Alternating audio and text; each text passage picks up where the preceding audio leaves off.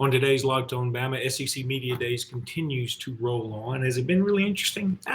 Probably not, but we're still going to talk about it. Also, big day for Alabama as two more commits roll in, one for 2023, one for 2024. We're going to talk about both of them. Both of them are positions that Alabama fans are always enamored with. So can't wait to talk about those with Jimmy Stein coming up here on Locked On Bama. Locked On Bama, your daily podcast on the Alabama Crimson Tide. Part of the Locked On Podcast Network, your team every day.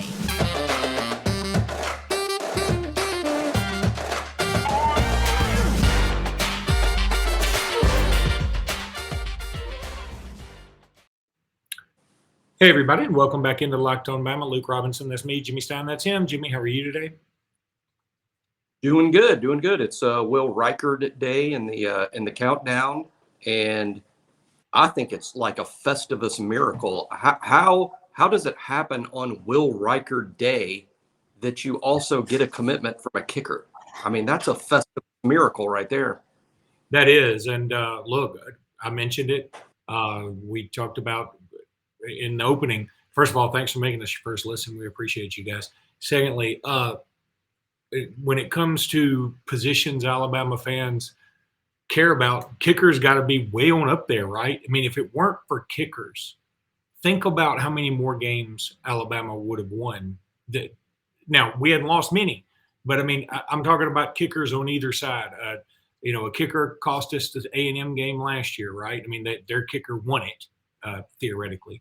Then, our kicker missed several field goals in 2013, which Alabama would have marched to another national championship, making it 3 in a row. Instead, we lose at Auburn, that the ineffectiveness of the kicker made us go for it on fourth down late in that game, and we didn't get it. Then think about all the other times that a kicker has cost us in one way or another. Go back to Lee Tiffin in Arkansas prior to Saban. Kicker is really important. This guy is – I'm going to let you explain it. He's from Chicago. He's got an Irish father, and he won some kind of competition in Honolulu or something. I mean, you explain it. His dad is Alabama. Right. His dad is originally from Ireland. We're talking about Conor Talty. He is the kicker that committed to Alabama today. He is just the second kicker that has been offered in this cycle. Alabama initially identified Peyton Woodring from Lafayette, Louisiana as the kicker they would like, but Woodring chose Georgia. So Alabama's been on a search for another kicker.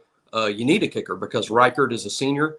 He's getting married in January and wants to just move on to pro football or give pro football a try. So Reichard will not be back in 2023. So Alabama really needed to sign a kicker to attempt to replace Will Reichard, who's been outstanding despite Alabama's kicking woes of the past.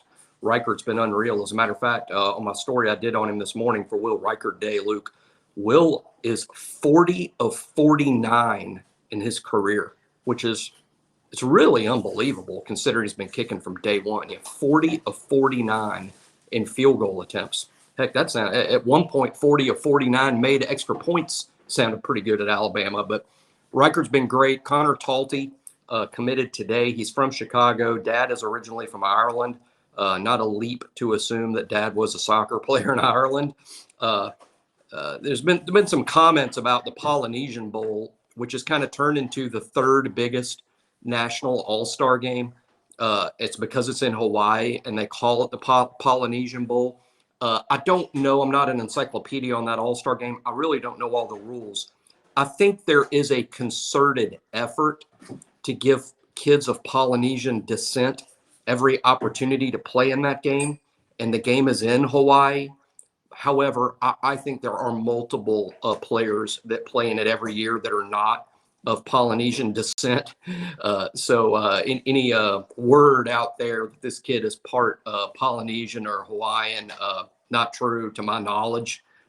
He just was invited by the Polynesian Bowl to a contest where several of the best kickers in the country were there, and the winner of the contest got the spot in Honolulu at the Polynesian Bowl, and he did win that contest. So he won his way by defeating several other national elite kickers. So he'll be kicking in the Polynesian Bowl, but he's not Polynesian to my knowledge. He's Chicagoan, whatever that is. But Peter Kim, I mean, doesn't it sort of? I mean, wouldn't it be kind of cool if Peter Kim tie in there somewhere? You know, we talked about this the other day, Luke, about how we remember from our childhood players and we think of them differently. And when I look back, I'm like, man, Peter Kim was a great kicker at Alabama. He was the kicker like before Van Tiffin. I think Peter Kim was kicker prior to Van. And I remember him as being great. But the fact of the matter is, just look at the numbers. He's no Will Reichard. I mean, he's not even close. Not even a cop. Will Reichard is arguably the second best kicker in school history. On top of that, the field goal was wider back then. Correct. And you could use a tee. You could use a tee. The ball was placed on a tee, and the field goalposts were half as wide as the freaking end zone. I mean, how did you ever miss? Now it's like NFL, and there's no tee on the ground. It's a harder thing to do, and Reichard's numbers are still better than the guys that use tees with the wider goalposts. Will has been fantastic. I look forward to when Will's career is over, seeing where he ranks. I think he's similar to Michael Proctor, who was a really good kicker at Alabama. But in the end, Luke, it's a guess on my part. In the end, I think Reichard is going to prove to be even better than Proctor. Lee Tiffin actually is one of the most accurate field goal kickers in NCAA history. Those are the numbers to beat. You know, it's funny you talk about best kicker in Alabama history, and my first thought was Philip Doyle. But I mean, you could. Right. It's certainly not an obvious answer, because if you said Michael Proctor, by the way, I was at school when Michael Proctor was there, and I'm friends with his sister Michelle, who's just nice as she can be. Great people. But and then of course Doyle. I had a class with Doyle. That's funny. I went to school and had class with Doyle, and you knew Proctor. That's funny. And then of course you could talk about Van Tiffin, obviously in there somewhere.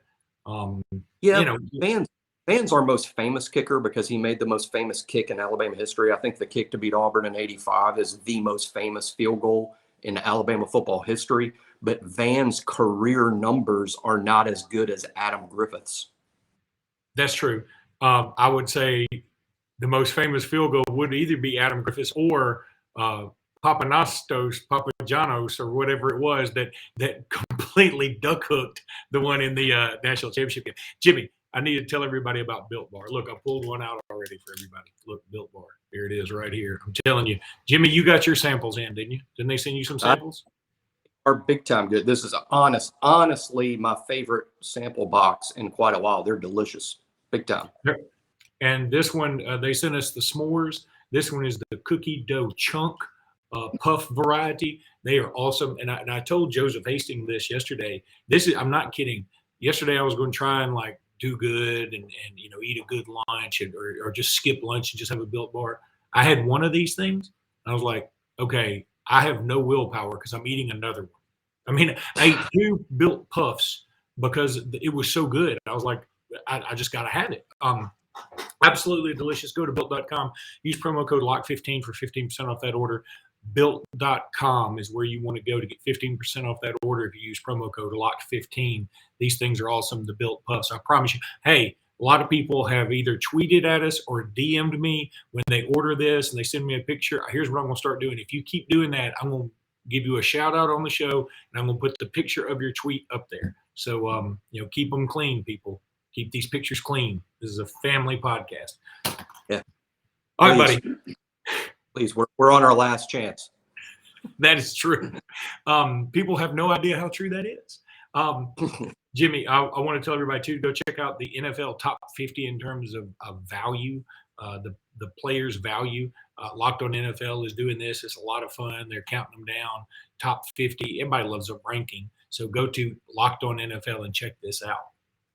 Okay, I'm going to keep this segment short and sweet, so I'm going to go to SEC Media Days for a minute. Then I want to get to our 2024 commitment in the next segment. anything happen at media days today for you? I know Georgia took the mic. That was fine. Kirby went up there and did his thing, said, hey, look, we're still the hunter and not the hunted. I think he's taken a page out of Saban's book as best he can in terms of trying to keep his team hungry. Nolan Smith, I thought he represented Georgia very, very well. But overall, there hadn't been a ton. Again, the biggest news from SEC Media Days is the Texas A&M receiver that just got busted for a DUI, possession of a handgun, and marijuana, who was supposed to be at SEC Media Days tomorrow. I did not know Anai Smith was scheduled to be at Media Days. I knew but all he was charged with. And let me tell you, Anai Smith, who is one of the best players in the SEC, and he's not only charged with DUI in Texas, he's also charged with weapons charges. And I'm no Texas lawyer nor a politician.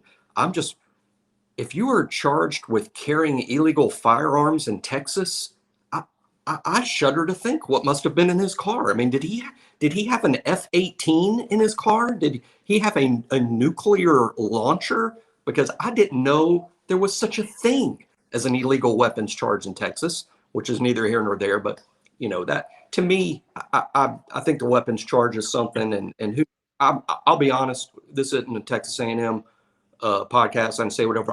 I think, just my own personal opinion, is Jimbo Fisher's record of player discipline has been horrible. It was horrible at A&M, and I'm not horrible at FSU, and it's been somewhat better at A&M, somewhat. And I'm not throwing stones on the glass house. Alabama's had issues in the past, although our players have been really well behaved over the past several seasons. But I have no confidence that Jimbo Fisher handles this stuff well, because we've seen what's happened in the past. So I feel bad for the kid. He's just a kid. He's not a 30-year-old professional athlete. He deserves the second chance that I'm sure is swiftly coming for him. But Jimmy, me, it's kind of funny that he was headed to media days in the day before he arrested and charged with multiple offenses. That's something. You bring up a great point about to get charged in Texas with having a weapon like that, and where they typically, like, if I got pulled over in Texas one time, they were like, "You have a gun in the car?" I said, "No, they gave me one."